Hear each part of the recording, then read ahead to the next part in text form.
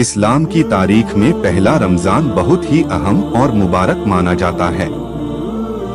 यह वही रमजान था जिसमें अल्लाह ताला ने अपने आखिरी नबी मोहम्मद पर पहली वही नाजिल फरमाई।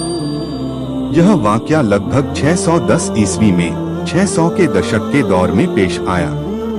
उस समय अरब का समाज जहालत, अज्ञानता में डूबा हुआ था। लोग बुत परस्ती करते थे, झूठ, जुल्म और बुराइयां आम थीं।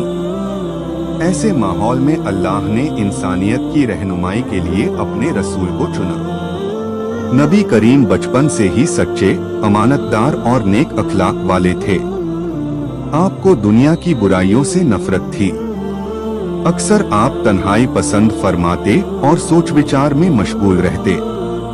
रमजान के महीने में आप मक्का के करीब मौजूद गारे हिरा में जाकर इबादत और तफक्कुर करते थे। यह गार जबले नूर नामी पहाड़ पर स्थित है।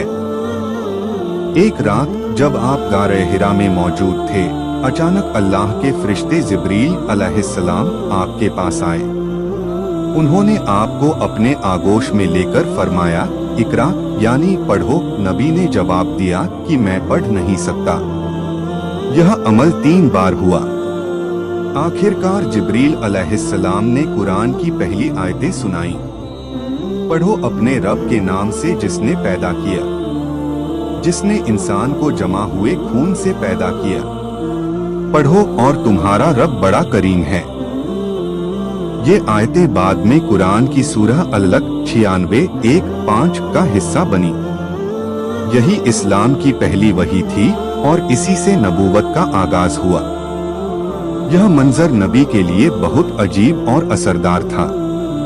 आप घबराए हुए घर लौटे और अपनी पत्नी हजरत खदीजा रज़ी से फरमाया कि मुझे चादर ओढ़ा दो। हजरत खदीजा रज़ी ने आपको तसल्ली दी और कहा कि अल्लाह कभी आपको रुस्वा नहीं करेगा, क्योंकि आप रिश्तेदारों का ख्याल रखते हैं, गरीबों की मदद करते हैं और सच्चाई पर चलते हैं।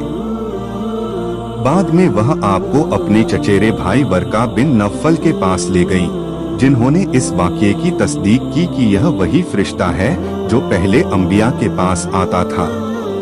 पहले रमजान का यह वाक़या इसलिए भी खास है कि इसी महीने में कुरान की नुज़ूल अवतरण की शुरुआत हुई। आगे चलकर रमजान के रोजे 2 हिजरी में फाराजा किए गए, लेकिन इस महीने की असली बरकत कुरान से जुड़ी हुई है।